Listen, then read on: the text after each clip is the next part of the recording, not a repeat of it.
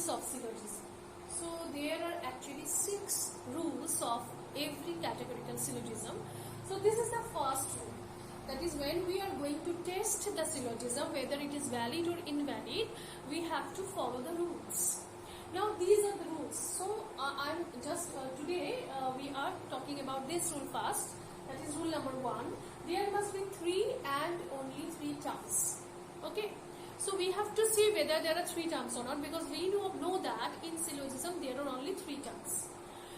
There should be only 3 terms. So we have to see whether there are 3 or not.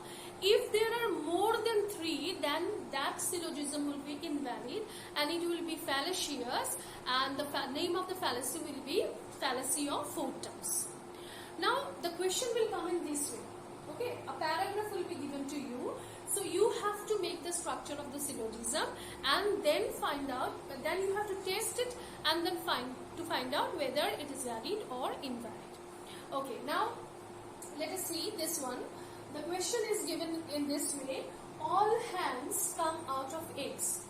All hands comes out of eggs. All eggs comes out of hen, and therefore all eggs comes out of eggs. Okay. Now we have to make the structure of the syllogism. Now see, first of all we have to find out the conclusion so that we can find out the minor term and the major term. And if we can find out the minor term and the major term, then automatically we will find the major premise and the minor premise. So see, there is written therefore. So we can find the conclusion easily, that where there is therefore and after the word therefore there must be the conclusion. So what is written there? All eggs comes out of eggs. Therefore, all eggs comes out of eggs. So I have written the conclusion here, but that was not in a logical form. So I have written here in a logical form. All eggs are those which comes out of eggs. Okay. Now the subject of the conclusion is called the minor term, and the minor term, where it lies? It lies in the minor premise. So eggs. This word, we should find out this word, that where it is. See, it is there. All eggs comes out of hen. So I have written in a logical form the second line, the minor premise, because the minor term is there. All eggs are those which comes out of hens. And the last one remaining here, that should be the major premise. All hens comes out of eggs. So I have written in a proper logical form. You can see all hens are those which comes out of eggs.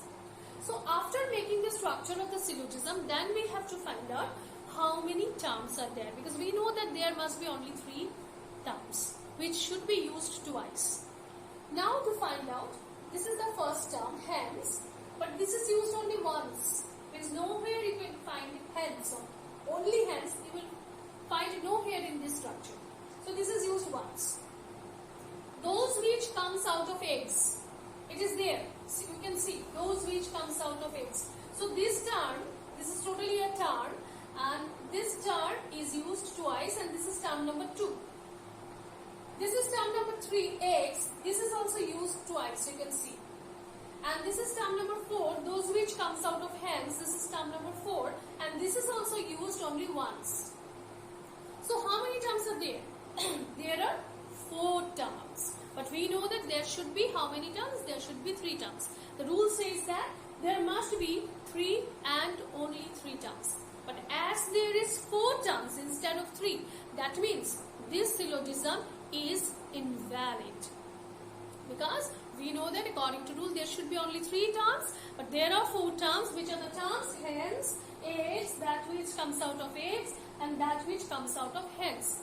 And that's why this syllogism is fallacious, and the name of the fallacy is fallacy of 4 terms. So in this way, with the help of the rules, we have to test the syllogism whether they are valid or they are invalid. So this was rule number 1. Okay. Now coming on to rule number 2. What does the rule number 2 say? The middle term must be distributed at least once. Now here comes the question of distribution. Now distribution, we know that A proposition distributes subject, E proposition distributes both, I proposition distributes none and O proposition distributes its predicate. So we have to remember that point now. So the middle term must be this, because we know that middle term is used twice. Where? In both the premises, but not in the conclusion. So if in both the premises, we have to see whether the middle term is distributed at least once or not. If it is distributed twice, then no problem. But if it is not distributed at least once, then the syllogism will be fallacious, and the name of the fallacy will be fallacy of undistributed middle. So let us see the question. So the question will come in this way, in the form of a paragraph, and we have to make the structure of the syllogism. First of all, we have to find out the conclusion. So which one can be the conclusion here? Look at this paragraph. All cats are dogs because all cats are animals and all dogs are also animals. So it seems that this will be the conclusion, because this is the line. Why? Because this happens. So this line is the conclusion. The because word shows us that it seems that this one will be the conclusion, because it stands or it sits before the word because. So this will be the conclusion, and it is in the logical form. So I will write the conclusion here. All cats are dogs. So I have got the conclusion. Now this is the minor term, so it should be there in the minor premise. We have to find out where the cat's word is. It is there. All cats are animals. So it will be the minor premise, as the minor term is there. So minor term should be in the minor premise. All cats are animals. And which line left? All dogs are also animals. So as it was a paragraph, so also is written, but I will not write the also here, because now we are making the structure of the syllogism. So this line will stand like this, and all the lines are in a proper logical form. Just take care of this, that if any of the sentence is not in a logical form, you have to transform it into logical form. Okay? So all dogs are animals. This is the major premise, and the major term is also there. You can see. Now, before coming on to the second rule of the syllogism, we have to keep in our mind that first of all we have to observe whether first rule is followed or not. Then only we can come to the second rule. So what was the first rule? First rule was there must be three and only three terms. So we have to see. Dogs. This is the first term and it is used here. So this is the first term. Okay. Which is used twice. Animals. This is the second term which is also used twice. Cats. This is the third term which is also used twice, and there are no more terms. That means there are only three terms. So first rule is followed. Now we can come to the second rule. Okay.